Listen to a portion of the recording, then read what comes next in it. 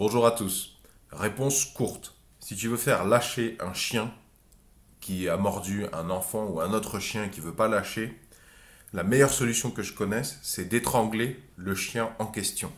Alors, je ne pense pas que la méthode d'étranglement qui s'applique aux autres humains soit la mieux adaptée, surtout que tu rapprocherais beaucoup ton visage du chien mordeur. Mais par exemple, tu peux peut-être, je fais l'hypothèse que si tu arrives dans la rue, je sais pas où tu es, à mettre la main sur un câble électrique, un cordon d'alimentation de lave-linge, de four à micro-ondes, ou encore t'es lacet, peut-être que tu as des chaussures avec des lacets. Peut-être que le plus rapide, c'est de t'enlever le lacet et de le passer comme ça.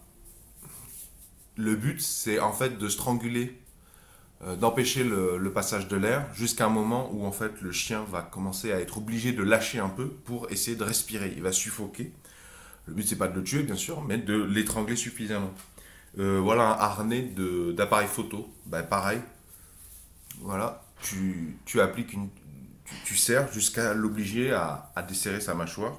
Autre exemple, une ceinture de taekwondo. Voilà, tu feras avec ce que tu as sous la main.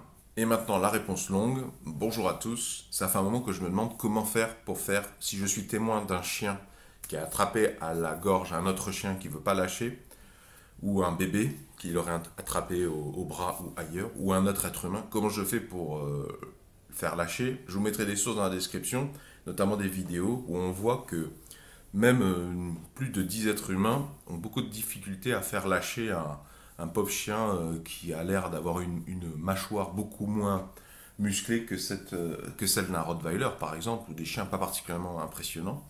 Il y a eu il n'y a pas très longtemps une dame dont le chihuahua a été tué par un staff ou un pit, je sais plus. Enfin bon, dans ces situations, on se rend bien compte qu'on ne peut pas compter sur le propriétaire du chien en question, du chien mordeur, qui est complètement dépassé par les événements. Et puis, c'est pas la justice française qui va ressusciter ton chien, et ni même mettre en prison le propriétaire.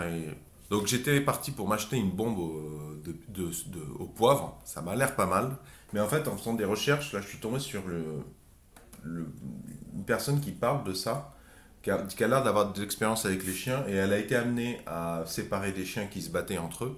Je vous mets cette page dans la description sur la vidéo. Si vous êtes dans une démarche de qu'est-ce que je fais, de préparer qu'est-ce que je fais le jour où il y a un membre de ma famille qui se fait choper, ou que mon chien se fait attaquer, ou que je veux séparer, allez le lire. Je ne vais pas tout vous dire, simplement, j'ai vu qu'elle dit que arroser des chiens qui se battent, leur balancer de une grande quantité d'eau d'un coup, ça marche absolument pas, par exemple, hein. Alors cette personne, elle ne parle pas des bombes au poivre, mais les bombes au poivre, c'est pas gratuit, c'est pas sûr que tu en aies toujours sur toi. Je trouve que c'est bien de partir sur l'étranglement. Dans l'absolu, peut-être que tu pourras le faire avec tes mains et surtout te procurer, comme je viens de le dire, quelque chose qui puisse faire office de boot pour faire lâcher un peu le chien. Et donc elle précise que c'est une méthode très violente de stranguler un chien, mais donc on l'utilise quand on est rendu à l'utiliser. Parce que je rappelle que taper sur la tête d'un chien, quand il mord vraiment, ça va pas le faire lâcher. Et puis surtout, t'as beau aller chercher une baramine, si le chien il a mordu un gamin, un enfant ou un adulte, tu peux pas t'amuser à taper trop fort avec une baramine ou même un morceau de bois, parce que si tu te loupes, bah, tu tapes sur la personne qui est en train de se faire mordre et tu peux sévèrement l'endommager. Après, l'aspect spray au poivre, bombe lacrymo, ça peut être peut-être une bonne utilité, je ne sais pas, ça peut être utile, je ne sais pas, j'ai pas eu l'occasion de tester, et je sais qu'il y a certaines femmes qui en ont dans leur sac à main, donc pourquoi pas. Je vous mettrai une vidéo où je crois qu'il y a une personne, après que tout le monde ait tapé sur le chien, qu'il n'est toujours pas lâché, effectivement, je crois qu'il y a quelqu'un qui lui met une bombe au poivre, et le chien, ça le force à éternuer. Donc je vous invite à aller voir la vidéo, attention, ce sont des vidéos violentes quand même, hein.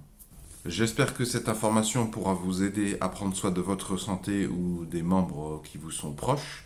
Si vous avez apprécié la démarche de partage d'informations, pouvez-vous mettre un pouce vers le haut, s'il vous plaît, pouvez-vous mettre un j'aime. Si vous aimez cultiver les solutions au milieu d'un problème de la vie quotidienne, bienvenue.